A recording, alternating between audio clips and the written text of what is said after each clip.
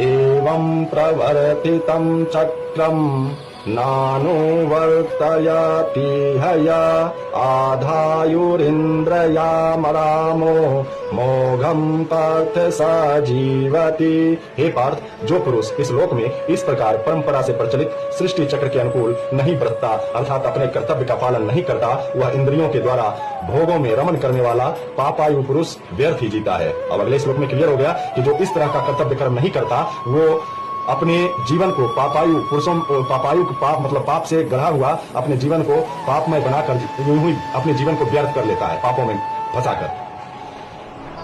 यसत्त्वात्मा रतिरेव स्यादात्मा तृप्तस्य मानव आत्मन्न एव च सन्तु अष्टतस्य कार्य न विद्यते।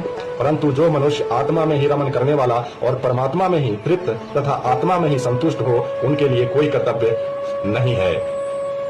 अर्थात जो मनुष्य आत्मा में ही रमन करने वाला, अपने अंदर जो आत्मा, अपने अंदर की आत्मा को जिसने पहचान लिया और उस आत्मा में ही रमन करने वाला, उस आत्मा में ही तृप्त तथा आत्मा में ही संतुष्ट हो, उसके लिए कोई कर्तव्य शेष नहीं रह जाता। ऐसे पुरुष के लिए नैव तस्य कृतेनार्थो नाकृते नेह कश्चन न चास्य सर्वभूतेषु कश्चिदर्थ व्यापाश्रयः। उस महापुरुष का इस विश्व में न तो कर्म करने से कोई प्रयोजन रहता है और न कर्मों के न करने से ही, अर्थात उनके लिए कर्म करना न करना सभी एक समान हो जाता है, उनके लिए कोई शेष नहीं रह जाता।